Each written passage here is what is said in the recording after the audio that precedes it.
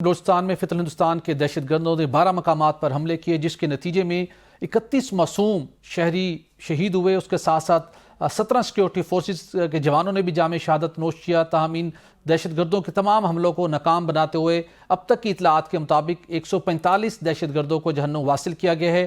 وزیر اعلیٰ بلوچستان سرفراز بگٹی کے مطابق ان حملوں میں افغان شہری بھی ملوث ہیں، اور انہوں نے اس حوالے سے کہا ہے کہ افغان سرزمین بھی استعمال ہوئی ہے۔ اس کے بھی آنے والے دنوں میں کیا کانسیکوینسز ہوں گے، اس پر بھی بات کریں گے۔ تو اس ایشو پر بات کرنے کے لیے ہمیں جوائن کر رہے ہیں ماہر عالمی امور ہیں، سیکیورٹی ایکسپرٹ تصور کیے جاتے ہیں، احمد حسن العربی۔ احمد حسن صاحب، آپ کا بہت شکریہ۔ احمد صاحب، بلوچستان کے اندر ہم دیکھتے ہیں کہ بی ایل اے کے مختلف اوقات کے اندر ان کے دہشت گردی کے کارروائیاں موجود ہیں، لیکن بی ایل اے کی کبھی اتنی بڑی اسٹرینتھ نہیں رہی کہ وہ ایک وقت کے اندر 12 مقامات کے اوپر 12 شہروں کے اندر اتنے بڑے پیمانے کے اوپر کارروائیاں کریں۔ اور اطلاعات یہ سامنے آئی ہیں، اور وہاں پر کچھ ویڈیوز بھی ایسی سامنے تھی جس میں واضح طور پر دیکھا جا سکتا تھا کہ جو حملہ آور ہیں یہ اسی ٹائپ کے تھے جیسے کہ افغانستان کے اندر یا خیبر پختونخوا کے اندر ہمیں کہیں مختلف علاقوں میں دکھائی دیے۔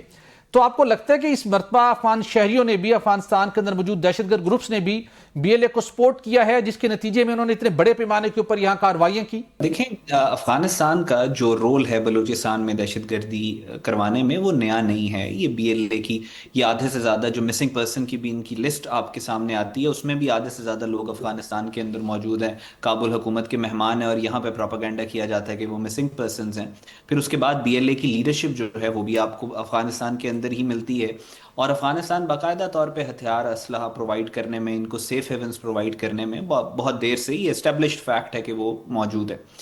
اس کے بعد جو بلوچستان کے اندر دہشت گردی ہو رہی ہے یعنی فتنہ الہندوستان، اور کے پی کے میں جو دہشت گردی ہو رہی ہے یعنی فتنہ الخوارج، ان کی جو مدر آرگنائزیشن ہے، وہ آرگنائزیشن جس نے ان کو پیدا کیا ہے، وہ آرگنائزیشن جو ان کو فیڈ کرتی ہے، وہ آرگنائزیشن جو ان کو ہتھیار اسلحہ نیریٹو بیانیہ social media electronic media support دیتی ہے، جی اس کا نام ہے ریسرچ اینڈ انالیسس ونگ یعنی را، جی اور اس کا سینٹر آف گریوٹی دہلی میں ہے۔ تو یہ دونوں آرگنائزیشنز کا جو لارجر موٹیو ہوتا ہے وہ سیم ہی ہوتا ہے، اور فنکشنالٹی بھی ان کی سیم ہوتی ہے، اور یہ آپس میں ٹیررسٹ یا ملیٹنٹس بھی ایکسچینج کرتے رہتے ہیں۔ تیسری امپورٹنٹ بات جو یہ بات کی جا رہی ہے کہ یہ بڑا اٹیک ہے، دیکھیں بات اس اٹیک بڑا ہے یا چھوٹا ہے، وہ امپیکٹ کے اوپر اس کو ڈیسائیڈ کیا جاتا ہے پوسٹ ایونٹ۔ ٹھیک۔ یعنی جب اٹیک ہو رہا تھا تب تو پورا پاکستان ڈسٹرب تھا، ظاہر ہے بلوچستان کے اندر جو ایک بھی اگر پاکستانی شہید ہو پورے ملک کو تکلیف ہوتی ہے، وی آر آل ڈسٹربڈ کہ یہ کیا ہو رہا ہے۔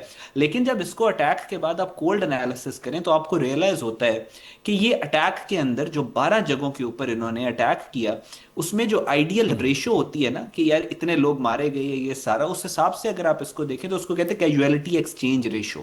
جو کیجویلٹی ایکسچینج ریشو ہے یعنی اسٹیٹ کتنی سکسیسفل رہی اس کو ریپیل کرنے کے اندر، تو وہ ریاست کی 5.36 ہے، جو کہ کاؤنٹر ٹیررزم کے اندر سب سے زیادہ کنسیڈر ہوتی ہے۔ اور دہشت گردوں کی جو سی ای آر ہے casualty exchange ratio, that is 0.19، جو کہ بہت ہی خراب ہے۔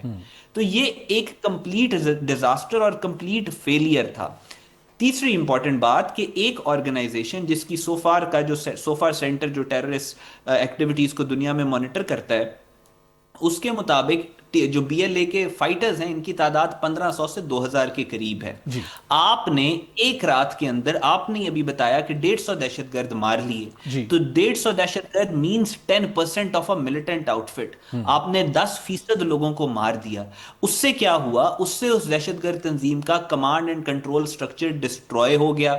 اس دہشت گرد تنظیم نے جو آگے پلانز کیے ہوئے تھے، اٹیکس جو پلان کیے ہوئے تھے، وہ ڈسرپٹ ہو گئے۔ اس کے اندر آپ نے یہ دیکھا کہ انہوں نے جو پلان کیا تھا اگلے 10 سال میں ہم نے اتنے دہشت گرد ریکروٹ کرنے ہیں، وہ ان کا سارا پلان ڈسٹرب ہو گیا۔ اب وہ ایمرجنسی ریکروٹنگ کے لیے جائیں گے، اور جب آپ نے 150 لوگ ان کے مارے ہوئے ہیں تو کوئی اس آرگنائزیشن میں ریکروٹ نہیں ہونا چاہے گا۔ سو یہ جو پچھلے 48 گھنٹے گزرے ہیں، اس نے پاکستان کی کاؤنٹر ٹیررزم ایفرٹس کو اتنا امپیوٹس دیا ہے کہ ہم اب باقاعدہ طور پہ اگلے 2 سے 2.5 سے 3 مہینوں میں اس دہشت گرد تنظیم کو ایسا نقصان پہنچا سکتے ہیں جو پچھلے 20 سال میں نہیں۔